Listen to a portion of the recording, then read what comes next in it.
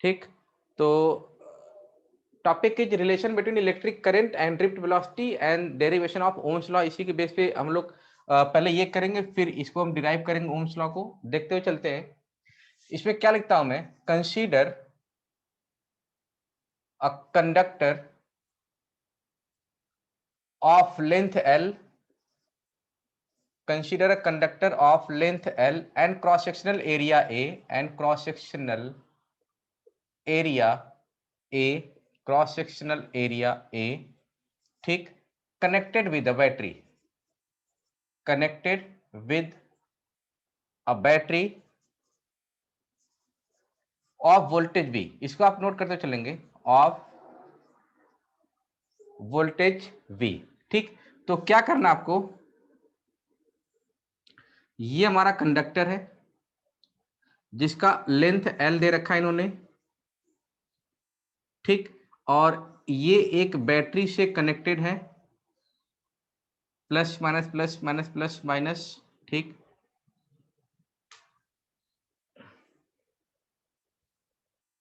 ठीक है, ये है बैटरी और जिसकी वोल्टेज वैल्यू है V, ठीक, और इसका क्रॉस सेक्शनल एरिया है A, क्रॉस सेक्शनल एरिया है A, the cross sectional area is A। ठीक, तो क्या होगा, आपने एक बैटरी लगा रखी है जो V वोल्टेज की इस कंडक्टर के लेंथ L के cross, then electric field setup, electric field setup across the conductor, electric field setup across the conductor क्या होगा, E is equal to V upon L, E is equal to V upon L। ये आपका electric field setup हो गया across the conductor of length L। ठीक, अब किसी के क्रॉस, किसी कंडक्टर के क्रॉस अगर आप इलेक्ट्रिक फील्ड सेटअप करते हो, उस कंडक्टर के अंदर फ्री इलेक्ट्रॉन्स हैं एज अ चार्ज कैरियर्स, वो इस इलेक्ट्रिक फील्ड के इन्फ्लुएंस से फ्लो करना स्टार्ट करेंगे in opposite direction of the applied electric field. ठीक, तो मान के चलता हूं यहां पर, late n is equal to number of, let n is equal to number of electrons, number of electrons per unit volume, number of electrons per unit volume and E is equal to charge of an electron. यानी एक single electron का जो charge है, एक single electron का जो charge है वो ई में है। एक मिनट देना मुझे, मैं इंक भर लूं मार्कर में।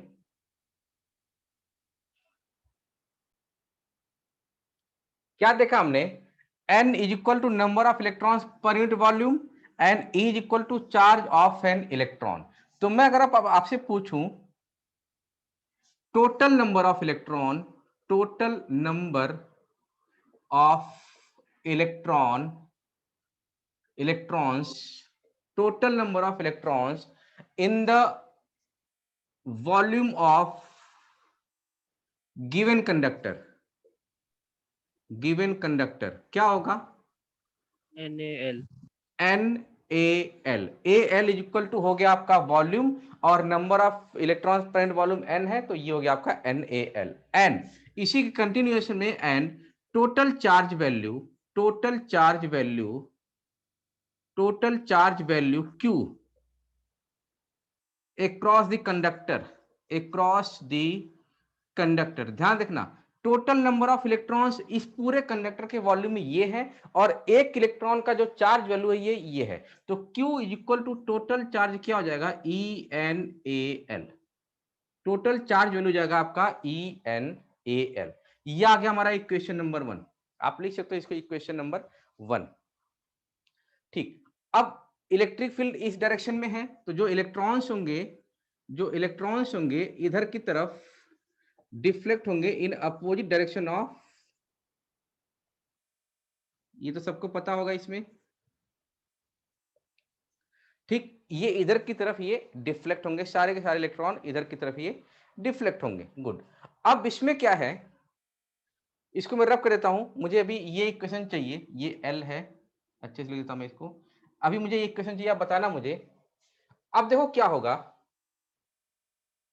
इन the presence of this electric field E is equal to V by L, in the presence of electric field, यहां लिखता हूं मैं इसको, in the presence of electric field, in the presence of electric field E, ठीक, electrons gain a velocity, gain a velocity, और इस velocity को हम लोग क्या नाम देते हैं, drift velocity Vd, drift velocity Vd। हर जो इलेक्ट्रॉन की एवरेज वेलोसिटी निकल के आएगी वो होगी आपकी Vd, और Vd with this velocity, with this velocity, the electrons will take the time, electrons will take the time to, electrons will take the time from one end to another end, electrons will take the time from one end to another end. मतलब कि अगर मान लो electrons, अगर मान लिया आपने electrons यहां से एंटर करता है और यहां से एंटर करके वो यहां पर एग्जिट करता है, तो एंटर करने और एग्जिट करने में अक्रॉस दिस कंडक्टर कितना टाइम लगाएगा वो? कोई बताएगा मुझे?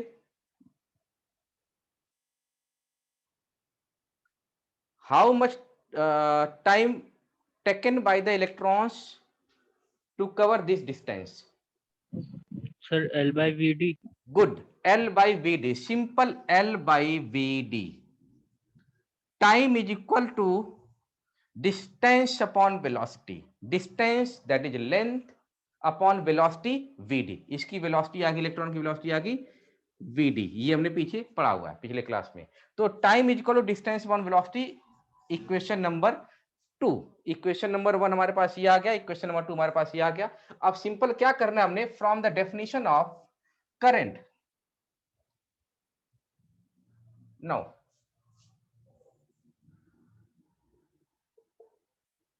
we have what we have, now we have had नहीं भाई, have I is equal to Q upon T, rate of flow of charge Q upon T। Q की वैल्यू क्या है, ENAL, whole upon time T की value क्या है, L upon VD, for this case L upon VD। तो I is equal to क्या होगा, L से L कट गया, ये VD चला जाएगा ऊपर, I इज इक्वल टू आ गया आपका ENAVD। that is the required relation between, required relation between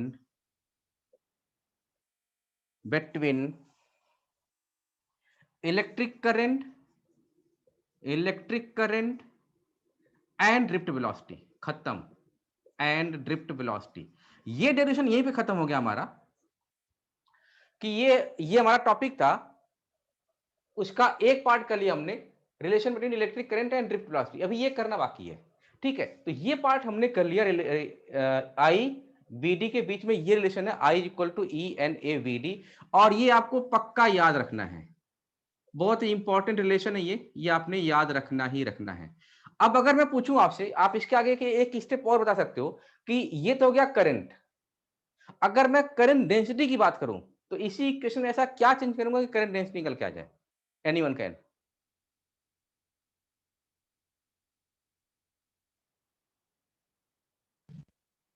sir अब इसको वॉल्यूम से डिवाइड कर दो।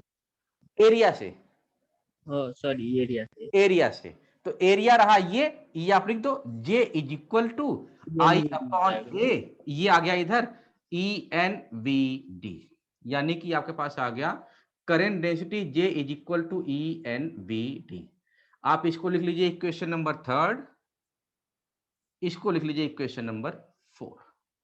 तो ये हमने एक एक्स्ट्रा पार्ट कर लिया कि हमें पता है कि I अपॉन एक करंट डेंसिटी होता है, तो current density equal to ENVD निकल के हमारा आ गया। Now come to the next part, derivation of Ohm's law, derivation of Ohm's law। How can we derive the Ohm's law, how can we derive the Ohm's law using this relation, equation number third को use करके हम लोग Ohm's law को derive करेंगे। ध्यान से देखना इसको।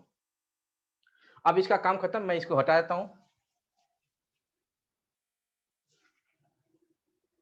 ठीक है, now come to the derivation of Ohm's law. ठीक है, वी हैव, अभी हमने निकाला डिराइव करके, क्या निकाला, I is equal to e n A v d. ठीक, यहां लिख सकते हो आप फ्रॉम इक्वेशन थर्ड, ये इक्वेशन 3 था हमारा, from equation 3 I is equal to e n A v d. I is equal to, देखना, e n A v d. V d की वैल्यू क्या होती है, e tau upon m, electric field charge of electron, small e capital E tau upon M. तो ये निकल के आ जाएगा हमारा ई इंटू ई टाउ अपॉन एम। अब इसको देखना ध्यान से, आई इज इक्वल टू, इसमें कोई कुछ रॉकेट साइंस नहीं है, सिर्फ मैंने वीडी का फॉर्मूला लिख दिया, सिर्फ वीडी का मैंने फॉर्मूला लिख दिया, ई टाउ अपॉन एम। क्योंकि डायरेक्शन को अभी नहीं करना, इसलिए मैंने नेगेटिव साइन यहाँ पे लिया नहीं है। अब देखना ध्यान से, ई एन ए ई, ये जो ई लिखा है, ई इलेक्ट्रिक फील्ड, क्या मैं इस इलेक्ट्रिक फील्ड को in terms of potential difference लिख सकता हूं? अगर लिख सकता हूं तो क्या रिलेशन निकल के आएगा? Yes, V by L।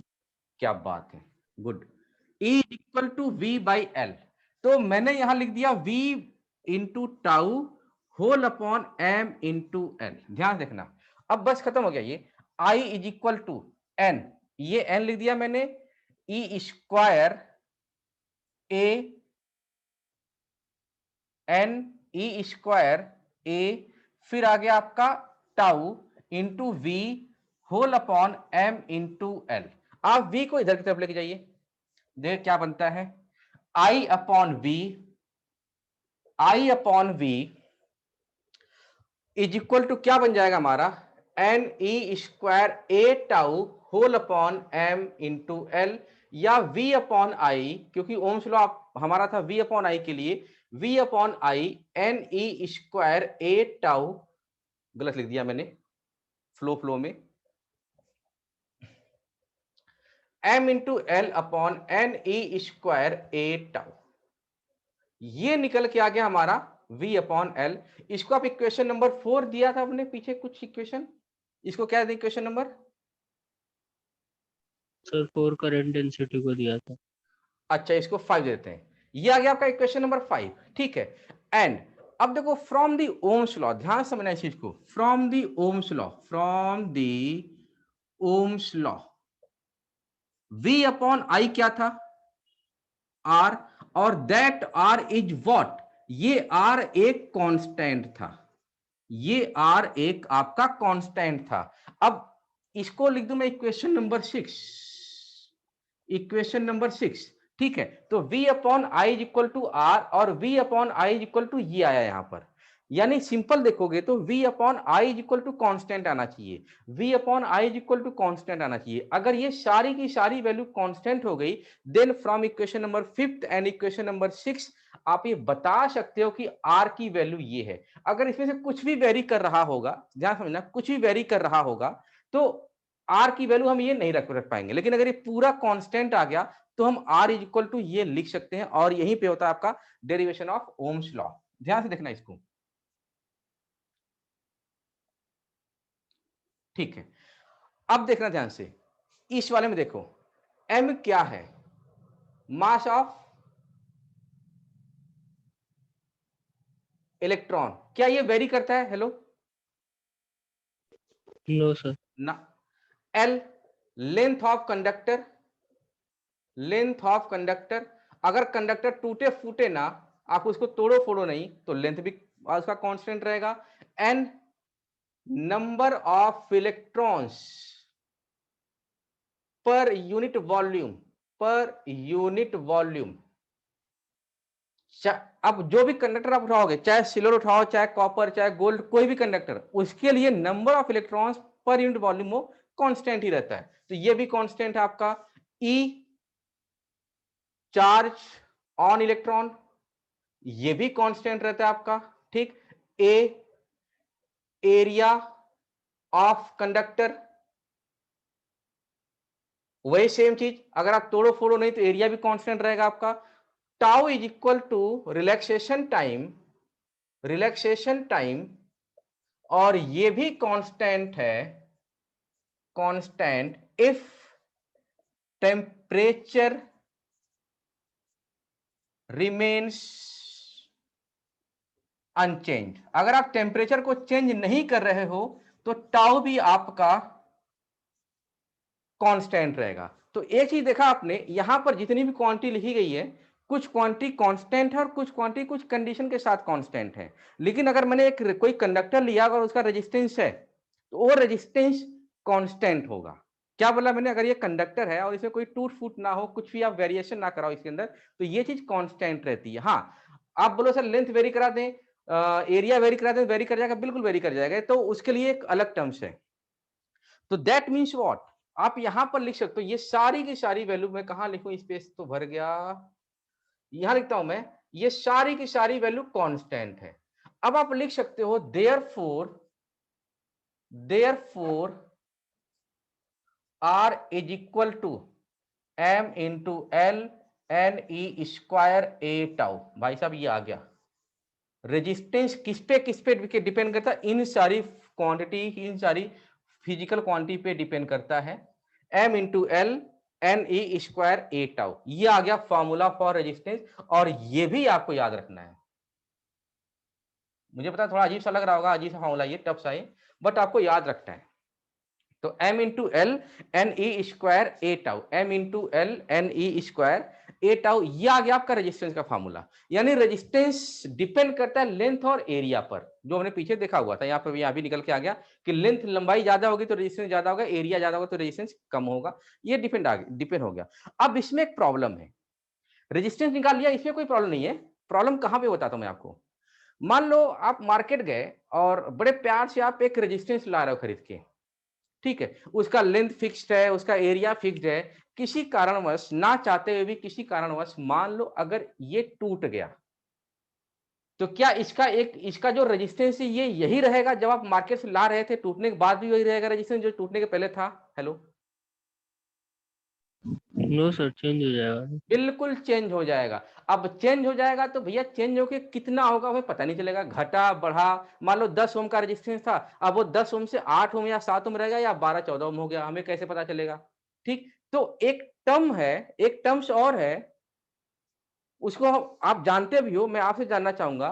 तो अगर ये टूट जाए, फूट जाए, कुछ भी हो जाए, इसका लेंथ कुछ भी वेरी करके हो जाए, इसका एरिया कुछ वेरी करके हो जाए, but we can calculate the resistance of that breakage register, वो टर्म्स कौन सा है, कौन बताएगा?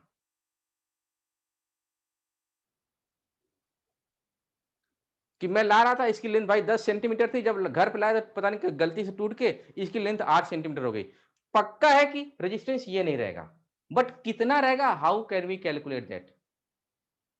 वो क्वांटिटी कौन सी है, वो टर्म्स कौन सा है? यस, सर लेंथ और एरिया के बेसिस पे बता सकते हैं कि क्या रेजिस्टेंस होगा टूटने के बाद।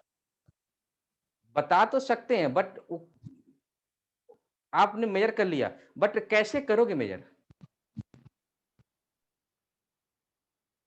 Resistivity, resistivity. तो ये फॉर्मूला था हमारा रेजिस्टेंस का। Now we will derive the formula for resistivity. 2 minute लगेगा मुझे बताने में, आपको समझना है इसको आप। रेजिस्टिविटी, ये तो हो गया आपका इक्वेशन नंबर 5। इक्वेशन नंबर 6, इसको लिख लीजिए equation number 7। 7 represent the formula for resistance. Now अब इसको मैं रफ कर देता हूं। तो now we have what we have, R is equal to rho into l by A, हमारे पास है, हाँ या ना, बोलना पड़ेगा ये। Yes sir. ठीक है, R is equal to rho into l by A, और R का फॉर्मूला अभी हमारा ये निकल के आया, m into l whole upon n e square A tau is equal to rho into l upon A, l से एल कट गया, ए से ए कट गया, रो इज इक्वल टू आ गया आपका m upon n e square tau. Rho is equal to आ गया आपका n e square tau. This is the resistivity, this is the resistivity. और रेजिस्टिविटी किसी भी कंडक्टर की चेंज नहीं होती, उसका एरिया चाहे कुछ भी हो, उसका एरिया चाहे उसका लेंथ चाहे कुछ भी हो, क्योंकि रेजिस्टिविटी आ गया m mass of electron, n number of electron पर यूनिट वॉल्यूम, वो फिक्स रहता है किसी भी कंडक्टर के लिए। इलेक्ट्रॉन का चार्ज और टाउ रिलैक्सेशन टाइम ये भी कांस्टेंट है। तो उसका लेंथ कुछ भी हो जाए टूट के, उसका एरिया कुछ भी हो जाए टूट के, उस कंडीशन में अगर आपको रेजिस्टिविटी पता है, then you can calculate the exact resistance of that conductor using the measuring length and cross sectional area। तो टूट गया, नहीं टूटा तो अब रेजिस्टेंस पता है आपको, टूट गया तो रेजिस्टेंस आप कैलकुलेट कर सकते हो यहां से कि टूट के कितना लेंथ बचा, टूट के कितना क्रॉस सेक्शनल एरिया बचा, तो उसके बेस से आप कर सकते हो। Is it clear? Hello sir nature of material पे तो रेजिस्टिविटी चेंज हो जाएगी। क्या कह रहे बेटा आप? नेचर ऑफ मटेरियल पे रेजिस्टिविटी। तो अगर मैं कॉपर का रजिस्टर ला रहा हूँ मार्केट से खरीद के, तो घर लाते लाते सिल्वर हो सकता है क्या? वो तो उसका नेचर तो वही रहेगा ना, कॉपर है तो कॉपर है तो कॉपर रहेगा, सिल्वर सिल्वर रहेगा, उसका नेचर थोड़ी बदलेगा। तो आप ये चीज नोट कर ले, इक्वेशन नंबर 6 और equation number 7। Equation number 6 represent the resistance and equation number 7 represent the resistivity. किसी भी कंडीशन वेरी नहीं करती, कहीं पे भी वेरी नहीं करती। अब आप यहां पे लिख सकते हो कि रेजिस्टिविटी, कभी कभी क्वेश्चन आता है, resistivity depends upon what factor? Resistivity depends upon, तो क्या बताएंगे आप? Resistivity depends upon temperature and nature of substance. Exact. Resistivity temperature पे डिपेंड करती है। टेम्परेचर मतलब आप बोल सकते हो इसको, अगर टेम्परेचर वेरी करे तो क्या वेरी कर जाएगा यहां से?